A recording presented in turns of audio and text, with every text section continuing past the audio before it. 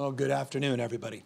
I just want to begin by extending, again, gratitude to 40 million Californians that over the course of the last number of weeks have not only bent the curve in the state of California, but stabilized it. We have made real progress in this state over the course of the last number of weeks. And that's why I want to just confront the topic that is top of mind. And those are the images we saw over the weekend, the images down in Orange County and Ventura County on our beaches. Those images are an example of what not to see, people what not to do if we're going to make the meaningful progress that we've made in the last few weeks extend into the next number of weeks. The reality is we are just a few weeks away, not months away, from making measurable and meaningful changes to our stay-at-home order. That is a very optimistic point to emphasize. However, that's driven by data. It's driven by behavior. And as we change our behavior, we can impact the science, the health, and the data. This virus doesn't take the weekends off. This virus doesn't go home because it's a beautiful sunny day around our coasts. The likelihood of having a virus-free world is not realistic in the next number of months. We'll look forward to that day as herd immunity comes into effect and we have a vaccine that we can distribute and make available to hundreds of millions of people across this country, billions around the rest of the globe. Until then, we have to manage it. We have to manage risks. We have to manage and augment our behavior. And that's why I cannot impress upon you more to those Californians watching that we can't see the images like we saw, particularly on Saturday in Newport Beach and elsewhere in the state of California. Look, I'm not naive. The overwhelming majority of our coastline was appropriately advanced, meaning the stay-at-home orders were advanced, the physical distancing, the social distancing on those beaches was appropriate. You didn't see those images in LA beaches and San Diego beaches and Northern California around San Mateo County, up further north towards Eureka, because we had strong guidelines that were not only adopted, but were abided by. And we had local partners that supported those efforts and helped create the conditions on those hard park closures that allowed people to continue to conduct themselves appropriately. Unfortunately, there were these exceptions on Saturday in particular, a little less so on Sunday, and we've got to confront that. And I'm encouraged. I want to acknowledge that Newport Beach. I want to acknowledge their city council. I want to acknowledge the County Board of Supervisors in Orange County. I'm told they are looking to consider some augmentations and some more deliberative engagement to address the conditions and those concerns that were highlighted over the course of the weekend. But I want folks to know this as well. We're doing the same at the state level. The California Highway Patrol with our State Parks Patrol with other partners, and we will avail ourselves to more aggressive enforcement of the stay-at-home order, of the social distancing, of the guidelines and procedures that we expect to be followed all across the state of California. I deeply respect localism. I deeply respect local decision-making. I deeply respect the work that elected officials do all up and down this state of all political stripes. And I recognize your anxiety, and I recognize the pressures. As a former county supervisor, as a former mayor, I understand those local pressures intimately. And I deeply understand the broader public's sentiment about their need to get some clarity, get some confidence that we'll go back to whatever modified sense of normalcy that we hope to see, that we'll see that advanced sooner than later. But I cannot impress upon people more. The only thing that will set us back is our behavior.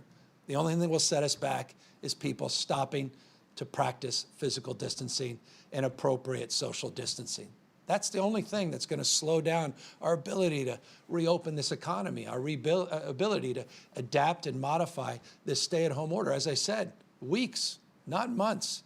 If the data continues to be as stable as it has been over the course of the last few weeks, the only thing that can stop that is more images, again, like we saw over this weekend. So I'm looking forward to working with those local government agencies, working much more aggressively on the enforcement side, and continue to believe that we have remarkable capacity in the state to stabilize this curve and make the kind of modifications that all of us are eager to make. Again, none more eager than I am. And I just want to extend to that point. Tomorrow, we will be laying out more detail. Last week, on Wednesday, we laid out details on one of our 6 indicators. That was on the issues of testing, on tracing, on tracking, on social isolation that is done with an economic justice framework and the issues around quarantine.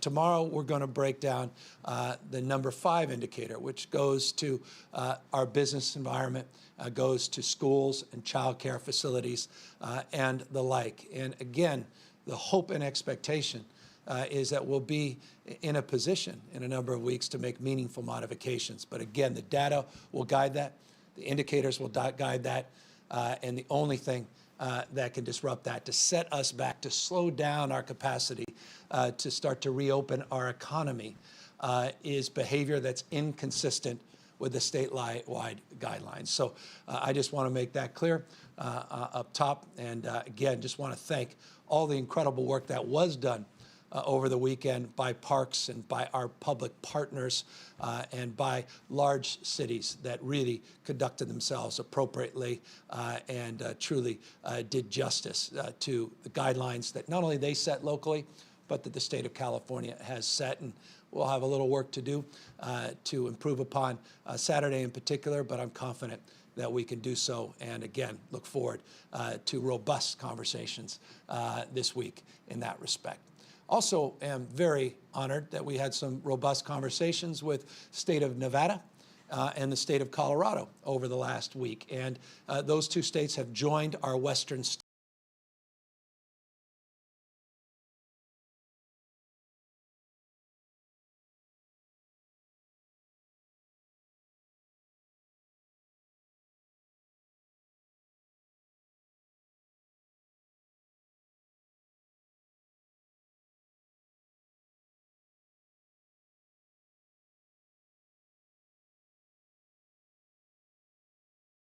are sharing data, sharing information.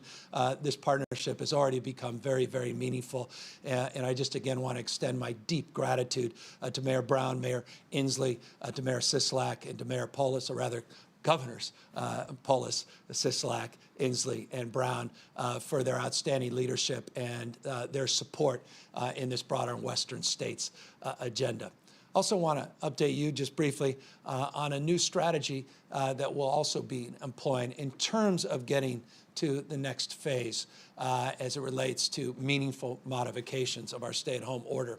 As you may know, a few weeks back, we announced a new economic advisory body, a new recovery body with some of the best and the brightest minds we can source in the state of California that are advising us on our recovery efforts, short-term, medium, and long-term strategies, long-term around reinventing, reimagining the future. One of the conversations that came out of this task force was the importance of breaking down by sector. We're certainly looking regionally in the state, but also looking by sector and really drilling down on the specific and unique needs of every sector of our economy.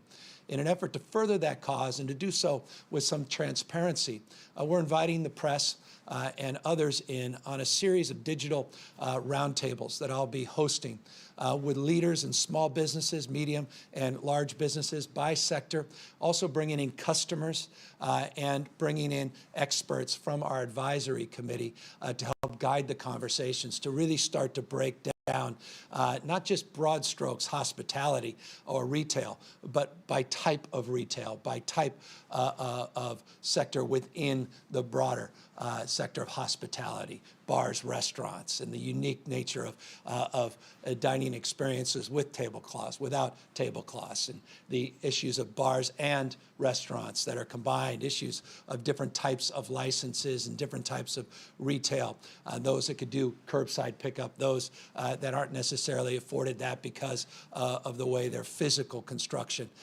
works. Are they in a shopping mall, or are they with multiple other businesses, or on their second floor? All of these things will be broken down, and we'll start to socialize those conversations starting tomorrow, again, bringing the press into those digital roundtables. And again, it's not just about the immediacy of working to get specific language on guidance for meaningful modifications of our stay-at-home order in the short term, but it's really about talking about the future and what that retail experience may look like a year from now, 2, 3 years from now. And so having this dynamic process, these two-way conversations in a more granular level, we think is not only appropriate, but will be absolutely determinative in terms of how and when those guidelines are put out over the course of the next few weeks. And so that was something else we wanted to preview. Again, tomorrow we'll be having that first digital roundtable and inviting people in to participate in that.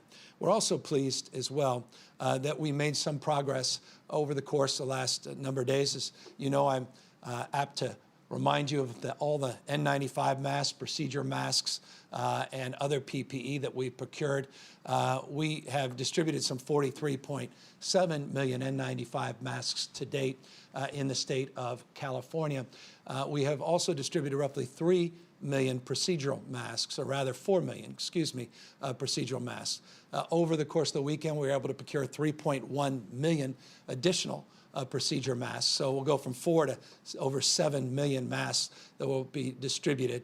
That's very good news, very encouraging news. It's the first large shipment from a new commitment that we had announced a few weeks ago in the state of California. It came in on Saturday. It's in our warehouse yesterday. It's being distributed today and through the rest of the week to critical needs all up and down the state of California. So real progress in that space as well. And again, it's progress, it's data guided by these 6 indicators that will determine how quickly we toggle back, how quickly we make these modifications. Again, that's why it's just so important that we continue the physical distancing. We appropriate ourselves in public by putting on face coverings when we are in contact or proximate to other people, and make sure that we continue to advance our stay-at-home orders. I get the data, by the way, every morning. We have a dashboard that's provided on movement. Number of companies we were working with that provide that. We made those public a few months ago. We actually showed some of that data here a few weeks back. It says what we all know. Not only did we see an increase in movement and mobility over the weekend, but we've seen week to week, particularly in the last 2 weeks, a modest increase. The vast majority of you are still socially distancing and are abiding by the stay-at-home order. And not everybody that's moving, even an increase in movement, are doing so inappropriately. But it does suggest, again, that we are seeing movement all across the state of California. And boy, it wasn't just anecdotal, those photographs from those 2 counties and the beaches this weekend. We saw specifically data and movement to the beaches that only reinforced that data from a very statistical perspective. But again, data and science and health will drive our decision-making. And if we continue to make, again, the kind of progress we've made over the last few weeks, in the next few weeks, I think we can be in a much better place than some had imagined and hoped for. But again, let's abide by these rules and abide by these guidances. Let me also just briefly, before I get into the daily numbers, mention one other sector. We've been working very hard on these unemployment insurance claims. Some $4.4 billion has been distributed, $4.4 billion since March 15th, just since March 15th. It's unprecedented amount of money that has been distributed. 4.3 million checks have been cut, and we continue to see claims increase. The rate of growth is a little more modest than we saw a few weeks ago, but again, in record territory. People have rightly commented about the call center needing to be opened up beyond the 8 a.m. to noon. We did so a week ago. 7 days a week. People then rightly commented they're having a hard time because of the call volume, getting a human being to answer, and have expressed frustration. We have acknowledged that frustration on multiple occasions, and we've leaned in. We announced 1,340 people have been redeployed to help support our unemployment insurance claim process, including supporting the call center. Just for the purposes of additional information and advancing that conversation further, we added 600 additional people to that task in the last few days. Later this week, we will be putting text capacity to answer questions by text, so SMS.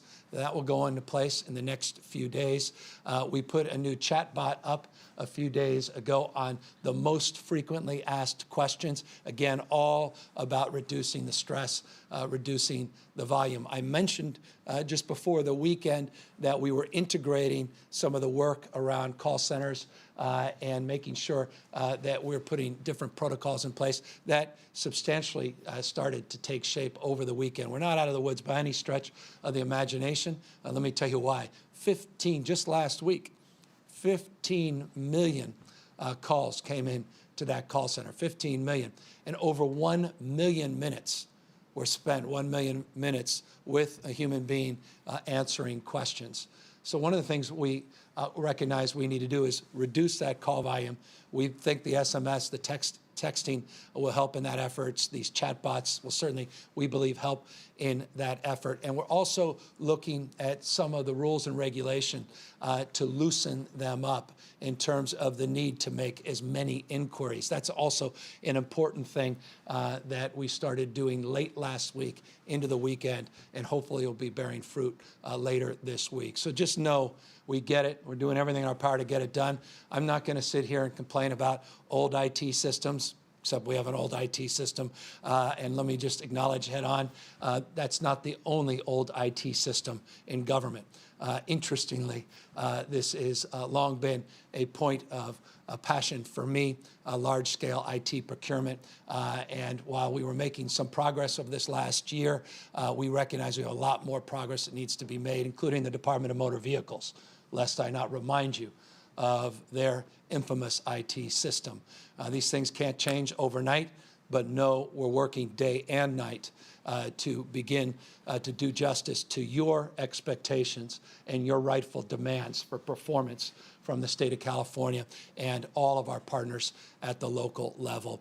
And we're committed to doing better every single day. So I just wanted to update you on unemployment insurance claims as well. As we do every day, I also want to update you on some trend lines before their headlines as it relates to the data that comes in on the number of deaths, hospitalization, number of positives in the state of California. Over the weekend, we started to see a modest decline from that peak last week in the number of lives lost. Over the last 24 hours, 45 lives lost. Tragic. Again, human beings, not just numbers, not statistic, but encouraging sign nonetheless over the course of the last number of days from that peak into last week. We'll see where it goes in the next few days. Always a point of caution, lagging indicator, but that number down from over 100 just a number of days ago. We did see 1,300 new individuals test positive for COVID-19, but we're also seeing substantial improvement in our total testing. Now over 553,000 tests have been performed in the state of California. We're starting to hit those benchmarks that we laid out to you in terms of substantially increasing our testing.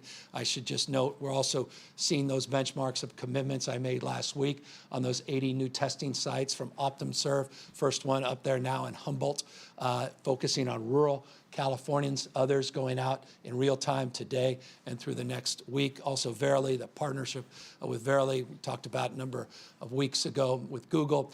They're also focusing on places like East LA, inner city California, not just in the rural parts of the state. So not only are we increasing the numbers of tests, I just want to make sure people understand where we are testing is becoming more appropriate to the needs of 40 million Californians. And so we're trying to meet people where they are as opposed to demanding they meet where we are. Again, a lot of progress in that place, and that progress will certainly help us with those green lights of indicators moving forward with these meaningful modifications of the stay-at-home order that all of us are looking forward to. So that's the number of positives, over 1,300 more in the last 24 hours. The number of hospitalizations, 1.4% increase. Again, we're seeing some stabilization, decrease, modest increase, decrease, modest increase in the number of people hospitalized. The number of people in ICUs basically flat from yesterday, just one individual more than in the last 24 hours in the ICUs. So again, stabilization, but let's keep it that way. That's why I began talking about the beaches. Why run that? I know, I'll say it again, that 90-yard dash. Who does that? And you're so close when you've been making so much progress. Let's just get through this thing together so that we can go so much farther, so much quicker. The worst thing we do is we start sort of rest on our laurels thinking somehow the virus has decided to take a break or go on vacation. Virus is as prevalent as it's ever been. It's as transmissible as it's ever been. Nothing's changed in that respect. The only thing that changed is our behavior for the better, and that mitigated the spread and has provided us the opportunity to build a foundation where we can then begin to make the modifications. And so again, I just want to encourage people to continue in that spirit and advance in that space, 6 feet apart minimum, practicing social distancing, physical distancing, abiding by the stay at home, and we'll do our part to make adjustments and amendments when the data shows those green lights and the data provides us the indication that we can move there. Hope it's in the next few weeks. I believe it will be, but that's based on our behaviors in the next few weeks. So let's get there together, and let's get there in a much stronger way than we otherwise could. So that's broad strokes, the updates for the day. And again, want to just express great gratitude to all of you that continue to do everything you can to really meet the spirit that this moment requires. And that spirit includes all of you that have signed up for the CaliforniansForAll.ca.gov website to contribute your time, your passion, your expertise to volunteer. It is just a wonderful thing to see those numbers continue to grow and continue to expand in terms of every part of this state, people participating, contributing, supporting their neighbors, supporting one another at this incredibly important time. Let's also keep that spirit of contribution going as well. With that, happy to take questions. Jonathan Ayestas, KCRA News. Hi, Governor. Thank you for taking my question. Earlier, you had mentioned that you had possibly wanted to work with law enforcement agencies to be a little more aggressive with any enforcement. At least in our area, we haven't heard of any citations. Does this mean you're wanting to take a step more towards that, or is the goal still education about social distancing guidelines versus enforcement? Yeah, I appreciate it. No, the predominant focus is education. We did a lot of PSAs. We did paid media. I was very explicit last Thursday, a little bit on Friday, about our concerns and the expectation, particularly in these two counties that had soft openings as opposed to hard closures. And it manifested as we were concerned, though I think because of the great work the state parks and their Parks Patrol and our partners at the local level did, it was mitigated. Look, there were thousands of contacts, particularly on Saturday, substantially less so on Sunday for a multitude of reasons. There were no citations or arrests. There were a few warnings scattered all throughout the state of California. I think that's a better approach. I don't want to be punitive. My gosh, someone has lost their job. Last thing they want to do is walk their dog. They're with their kids, and they've got cabin fever, and they just want to take a rest on the beach, and all of a sudden they get a citation. I don't want to see that happen. You don't want to see that happen. None of us do. But if there are people thumbing their nose and abusing it, putting their lives at risk because they're impacting the lives of others, and ultimately setting back the cause of reopening the economy as quickly as we'd like to, I think we may have to do a little bit more. And so I mentioned it a moment ago. Let me mention it again, and to answer your question a little more specifically. We have a all-hands meeting. We have a lot of these meetings, but with this as the principal topic, with the Police Chiefs Association, our County Sheriffs Association, CSAC, that's our county partners, and others to see if we can work even more closely together over the course of this next week and the next few weeks so that we can keep this momentum going and not see a setback. Everybody's saying the right things. I think they want to do the right thing, including those local officials that wanted to open up the beaches. I think to their credit, they saw what happened. They've listened to the concerns and some of the criticism that all of us have received. And I think there's an understanding and willingness to work collaboratively together. By the way, it extends not just to enforcement, it's also some strategic considerations. When we talk about hard closures, it's primarily these parking facilities. Soft closures include parking facilities, but you broaden some of the parking restrictions even beyond the formal parking areas. You begin to further the efforts to mitigate a surge of visitors. So there's some other things we can do, and we will be doing a lot more of those things in the next number of days and weeks. Angela Hart, Kaiser Health News. Thanks, Governor. On this testing ramp up that you've discussed, you've talked a lot about increasing testing in rural towns and communities of color that have seen inadequate testing. But what we're hearing a lot about is challenges when it comes to testing and the uninsured population. So can you talk about that and to the extent with which California's testing goals are being complicated by lack of health coverage? Yeah, I have Dr. Galley here could talk more specifically about that. That absolutely should not be an impediment for a multitude of reasons that we have announced, regardless of your status in the state of California, for a multitude of reasons that should not be an issue. But Dr. Galley can fill in more specifically the blanks in terms of what those actions have been and why he feels confident that that's not an impediment. Thank you, Governor.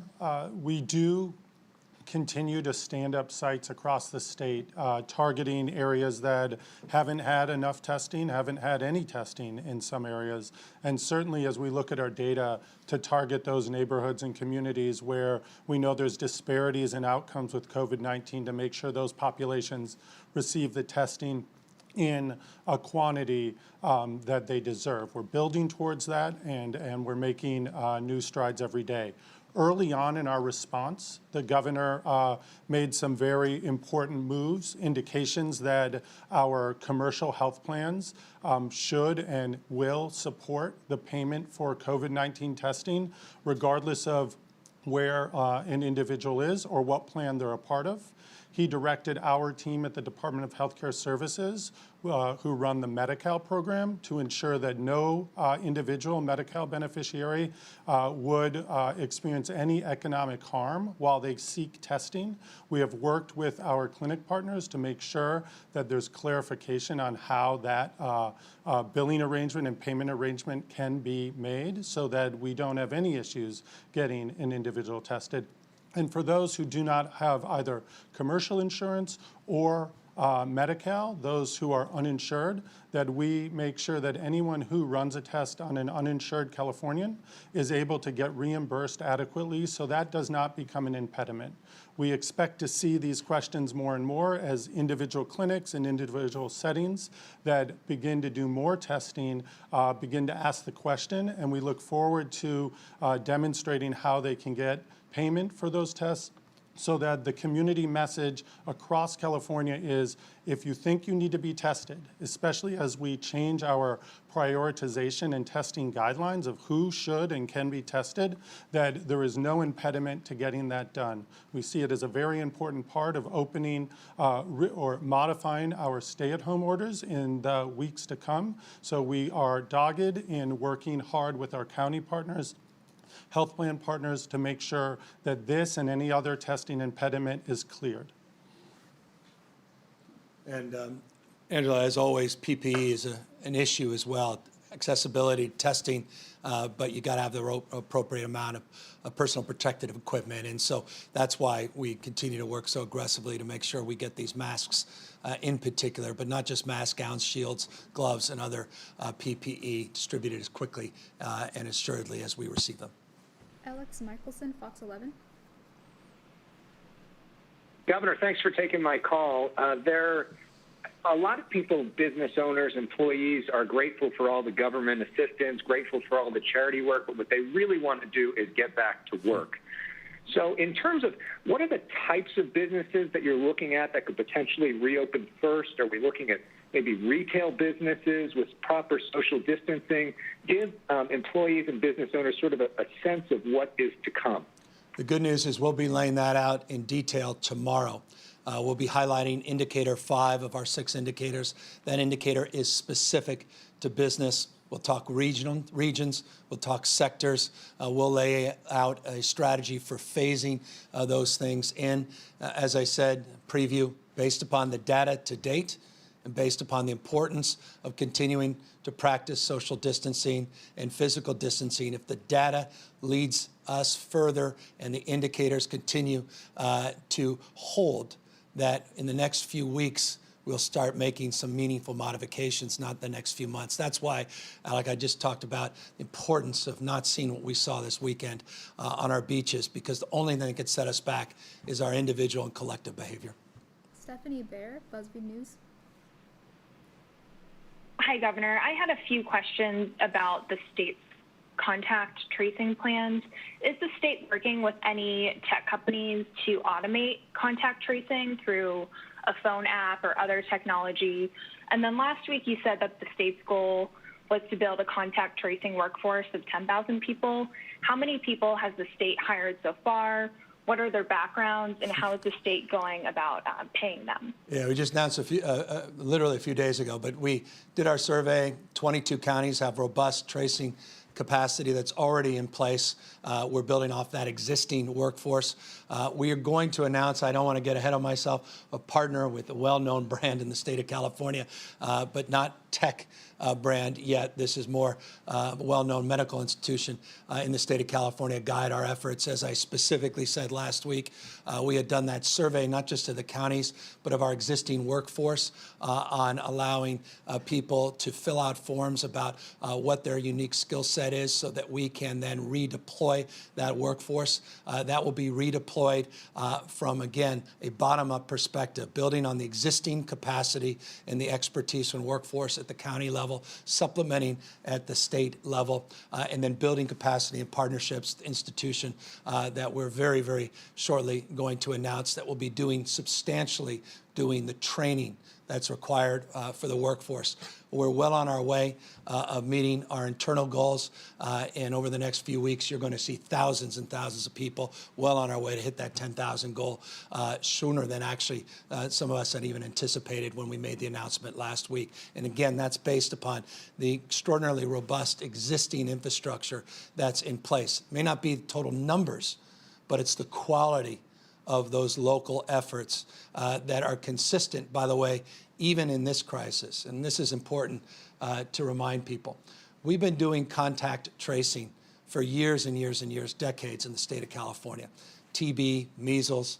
Substantively, you'll see a lot of work in this space on STDs, some gonorrhea outbreaks in the last number of years, HIV and AIDS brought to a whole nother level.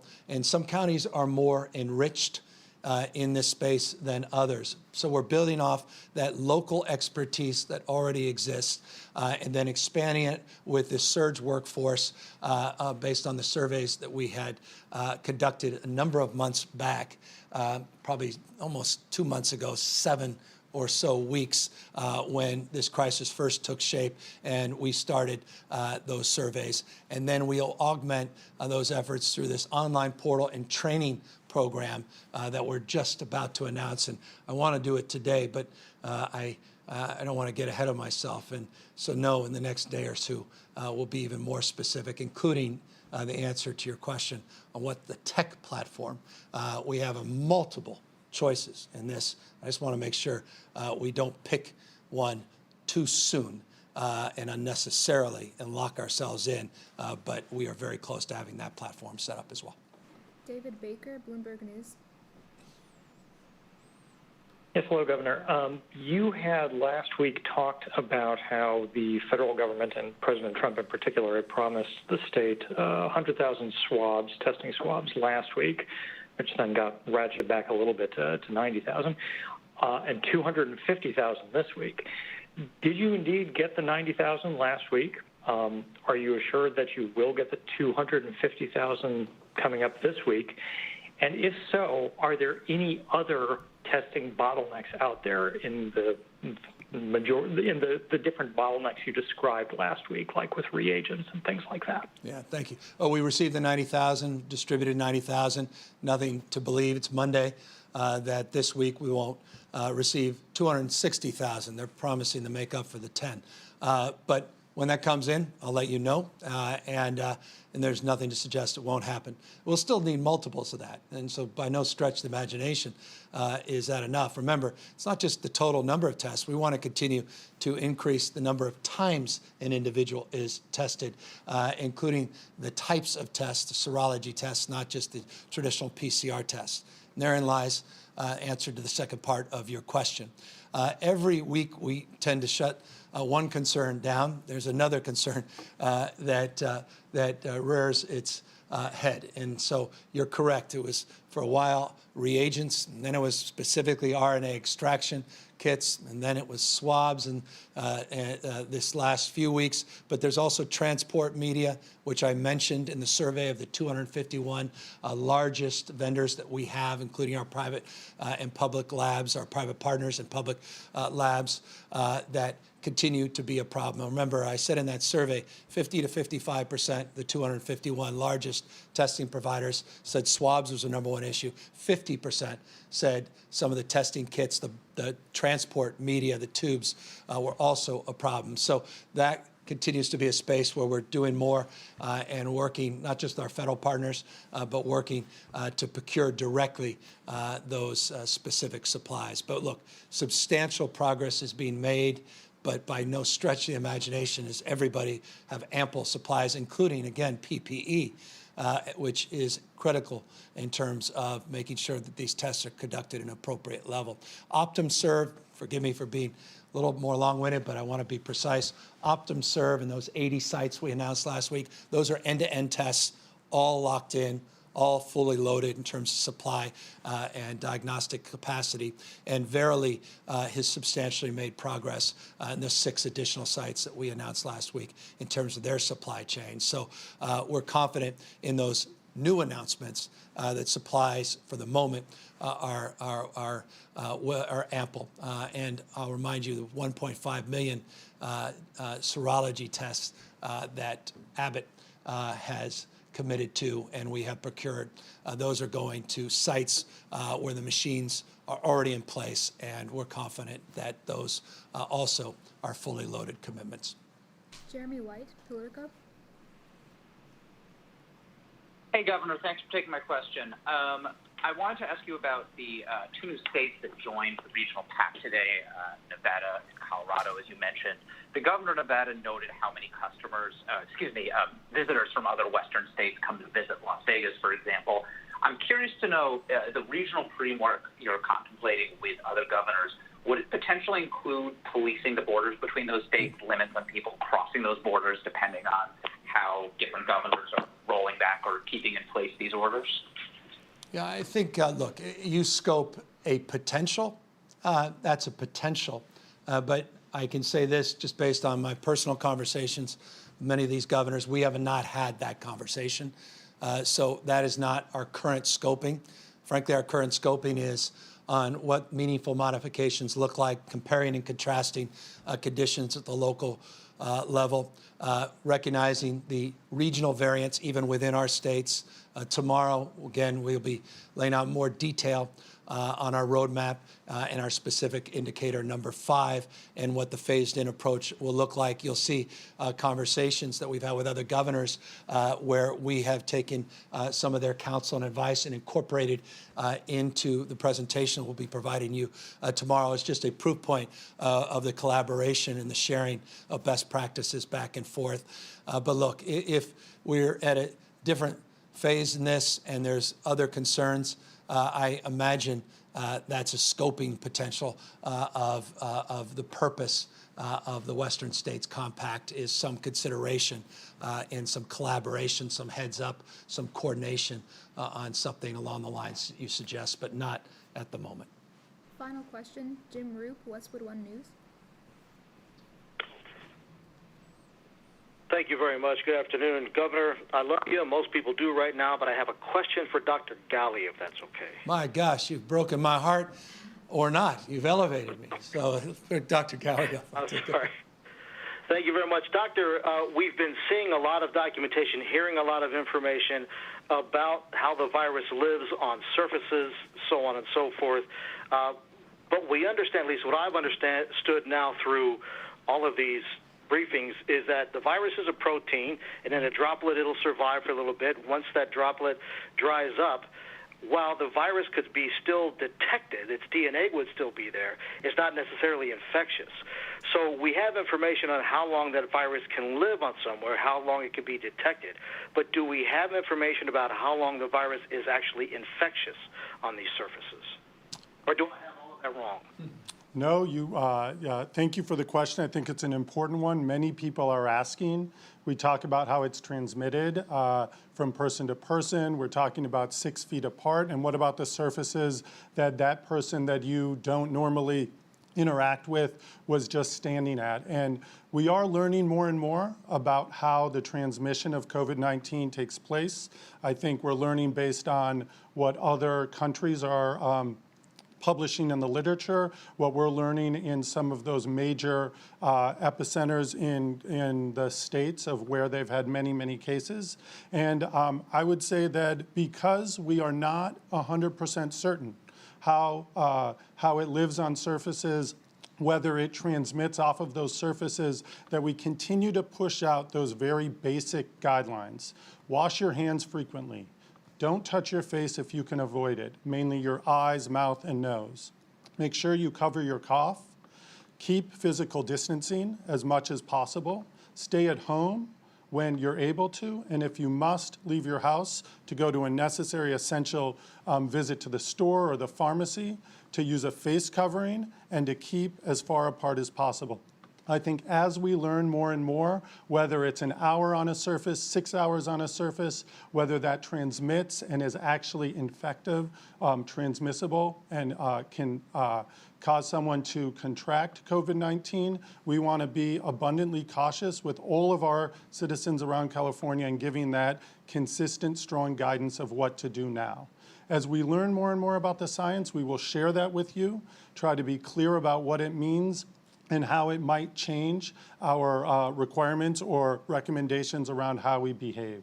But for the time being, we continue to stick to the initial message around physical distancing and doing the basic common sense things around covering your cough, washing your hands, and taking normal measures to protect yourself, your families, and your communities. Thanks for asking the person who went to medical school that question. And let me just extend appreciation to everybody, all the good work you've done to suppress the spread in the state of California. And good work has provided us the opportunity tomorrow to give you an update on our indicator. Again, 6 indicators. We did the update last Wednesday on testing, tracking, tracing, isolation, and quarantine. Tomorrow, we'll be talking about the opportunity to begin to modify and potentially the course of the next few weeks, not months, modifications to the stay-at-home order that go to the question of businesses, and sectors, and regions in the state of California. But that's because of your good work. If the data starts to show different things, if the spread is not suppressed, if we go back to our behaviors, pre-COVID-19 behaviors too quickly, then these announcements, these guidances, our ability to get back to modified normalcy will simply be delayed. And so, again, it's in the spirit of collaboration, spirit of expectation, and in the spirit that has defined the last few weeks that I just, implore you to continue to do the great work you've done and continue to tell your friends and family particularly younger folks, that work is not over. The virus is as transmissible as it's ever been. And again, it doesn't take the weekend off. It doesn't take any time off. It is ubiquitous, it is invisible, and it remains deadly. Ask the 45 families who lost a loved one in the last 48 hours. Please, please continue physical distancing, social distancing. Continue to abide by your local and the state guidances, and continue in that spirit of contribution. And as always, I'll end just reminding you, if you feel the urge to contribute your time, your energy, your passion, your expertise, CaliforniansForAll.ca.gov. Take care, everybody.